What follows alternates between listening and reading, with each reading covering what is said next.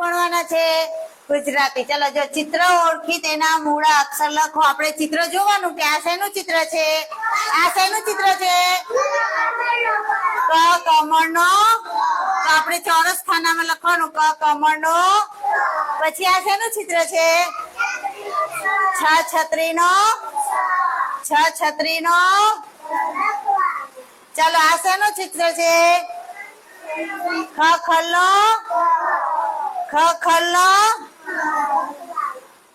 આ શેનું ચિત્ર છે?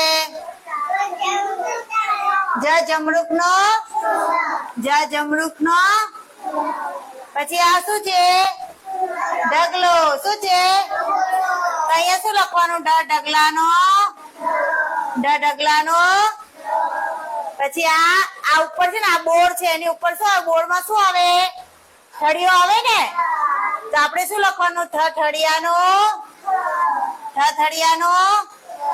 આ શેનું ચિત્ર છે? દડાનો. દડાનો.